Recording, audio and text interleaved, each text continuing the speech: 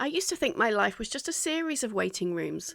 You know the feeling. Waiting for Friday, waiting for that holiday, waiting for the next big thing that was supposed to finally make me happy. All of my ordinary days, the commute, the emails, the laundry, the quiet nights on the couch, they just felt like the grey, blurry parts of a movie that I was fast forwarding through to get to the good stuff. The problem? I was fast forwarding through my actual life. I was basically living for a handful of highlight reel moments a year, and that meant I was treating 99% of my existence like it was just the boring filler between the fun parts. I was walking around with this constant low-grade dissatisfaction. You know, this feeling that real life was happening somewhere else, to someone else. It wasn't until I hit a very quiet, very ordinary wall that I realised what a massive mistake I was making. So I thought we could spend the day together, and I'll bring you with me as I go through a very ordinary day in my life and capture all of the ordinary parts of the day, the chores, the routine, but also the small moments that made me smile. And hopefully some of them will make you smile too. So let's get started with my day because I have a train to catch and chores to do. And while I do that, we can have a little chat about finding joy in ordinary days. Let's start with thinking about the myth of the grand gesture. I mean, our whole culture is kind of built on chasing those big, grand moments, right? From the time we were kids, we're taught to chase the milestones, graduation, the dream job, the wedding, that exotic trip. We scroll through social media and see those perfect curated snapshots of peak experiences. And we just soak up the message that this is what happiness looks like. It's a destination you have to reach, an achievement you unlock.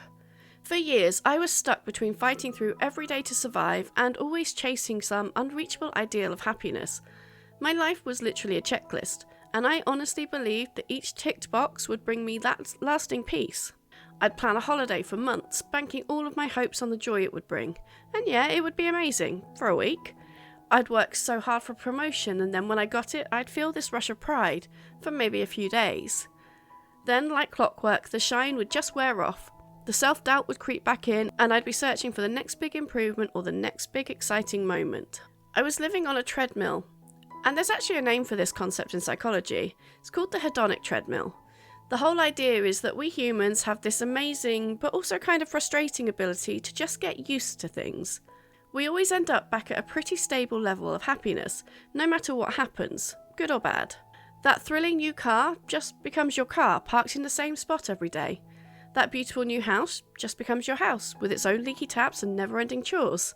Our expectations just keep rising with our achievements, so we never feel permanently happier. It's why lottery winners, after that first big high, often say they're no happier than they were before. I was pouring all of my energy into these big moments that by their very nature they just couldn't last. The result was this exhausting cycle of chasing, getting and crashing, all while my quiet, normal days just slipped by, totally unnoticed. So, get this, my big turning point. It wasn't some huge dramatic movie scene, there was no rock bottom, no grand epiphany on a mountaintop. It was just a Monday. I'd just received my latest uni results, and I'd done well. My results had made all of those late nights, the endless readings, the caffeine-fueled study sessions feel worth it. For a few days, I rode this incredible high. I felt proud, relieved, and a little bit unstoppable. But by the end of the week, that feeling had started to fade. The pride softened into something quieter. And before I knew it, my mind was already racing ahead, worrying about the next assessment, the next set of results, the next thing I had to prove. I hadn't even started the next semester yet, and somehow I was already anxious about whether I'd do as well again. And that's when it hit me, how quickly the joy of an achievement can slip through your fingers. How easily something that once felt like enough starts to feel like just another checkpoint on an endless track. I looked around my kitchen, at the coffee maker gurgling, the sun streaming through the window, the dishes waiting to be done, and a thought hit me with this startling clarity. This is it. This is my life. Not results day or a 2-week holiday or a promotion, but this quiet, mundane, unremarkable moment, and the hundreds of other unremarkable days just like it every single year. It hit me that I was spending most of my time just waiting for life to happen, pinning all of my hopes for happiness on a few fleeting extraordinary events. I was literally throwing my life away one ordinary day at a time. The thought was pretty scary. It felt like waking up in the middle of a movie and realising you'd slept through the whole first act. What was I even doing? All this time, I'd been searching for joy like it was some hidden treasure on a faraway island, when maybe, just maybe, it had been here all along, scattered in the plain sight through my everyday life. And that realization was scary, but also liberating. I knew I had to learn to live differently. I had to learn how to actually see.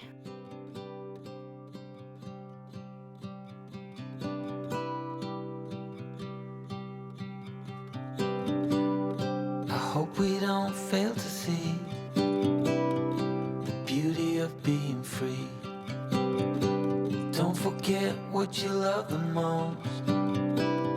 I just wanna keep you close, so we have to give it one more try before the idiots are taking over. They're caught up in the race of wanting more, and we can tell one from the other. No one can tell you what they're running from. No one knows anymore. What's it for? What's it for?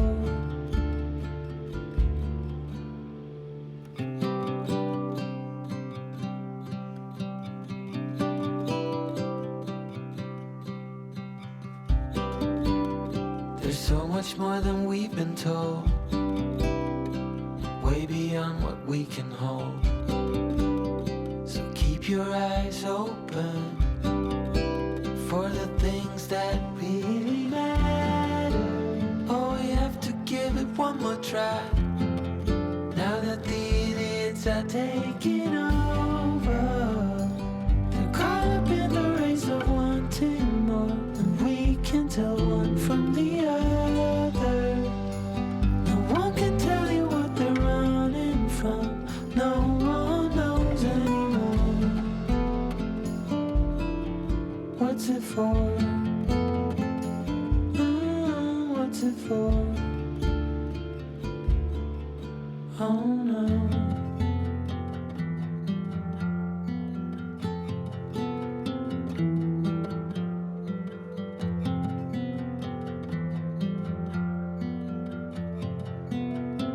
One more time before it's over.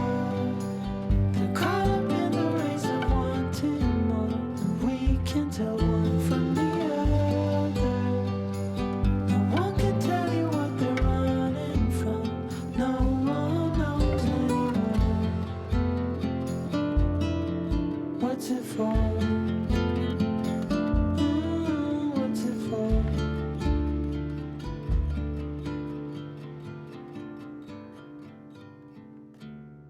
This whole thing didn't happen overnight. It wasn't a switch I could just flip. It was practice, a slow, deliberate, and let's be real, sometimes clumsy process of relearning how to live. It all started with one simple decision. I gave myself permission to find joy right now. Not next week, not on my next holiday, but right here, in the messy middle of a totally normal day. And I'm still trying to learn this lesson every day. I'm not always the best at it.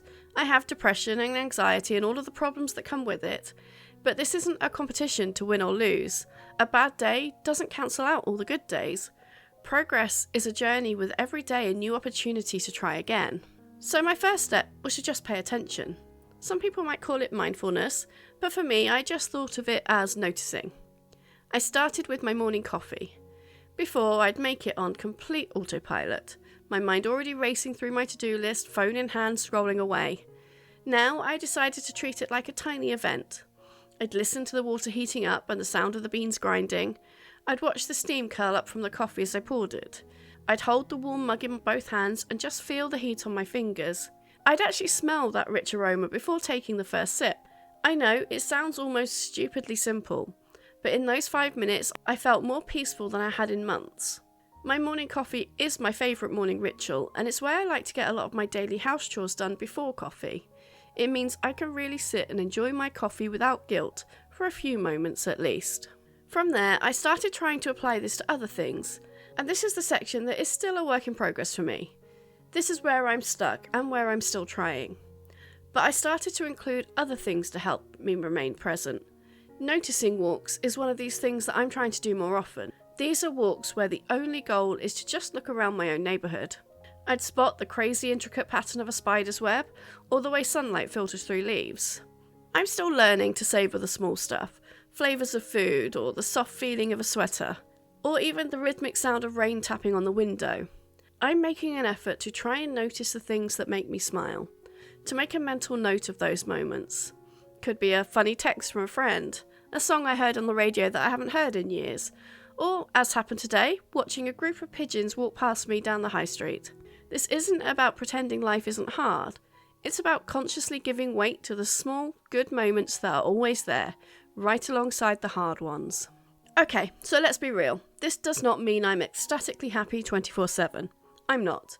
If you've watched my videos recently, you know that I've not been in a good place all year, and that's meant I've struggled with daily chores and just life. But expecting perfection is not realistic, and frankly, it sounds exhausting. The real game changer isn't the intensity of my happiness, but its frequency. The deep dark grey of my ordinary days started to pull back. It wasn't replaced by some blinding light, but by a soft and steady glow. My whole baseline shifted. That feeling of always waiting for something is gone, replaced with a quiet sense of contentment with just what is. Life isn't a series of waiting rooms anymore. It's something to be lived in, not survived. The pressure is off. I still have goals. I plan for the future, but I'm no longer outsourcing my happiness to it.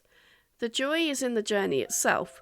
The whole messy, beautiful, ordinary journey of making dinner, watering the plants and walking the dog. This has rippled into every part of my life. I'm taking note of the laughter shared with friends, the conversations with my wife. I'm working on being less anxious about the future and being more grounded in today. The big moments, the holidays, the celebrations, they're still wonderful, but they are exclamation points in a story that's already beautiful, not the only sentences worth reading. The world, in a very real way, just feels more alive. This whole journey started with one tiny choice. The choice to pay attention for one small moment, like the feeling of a warm coffee mug in my hands. It's a practice I still work on every single day, and it is something that's available to every single one of us, right now. So your turn. I would love to hear from you. Share one small, ordinary joy from your day in the comments. What's one simple thing that made you smile or feel a moment of peace today? Let's fill this space with the quiet, amazing beauty of the everyday. For so long, I chased an extraordinary life because I thought that was the only way to be happy. I was wrong. The goal was never to have an extraordinary life. The goal was to learn how to find the extraordinary in an ordinary life. And in doing that, everything has become this quiet miracle. At the end of the day, joy is not some grand prize that you win. It's a mosaic built piece by tiny piece from the overlooked, completely magical moments of our regular days. We just have to be willing to slow down enough to see them.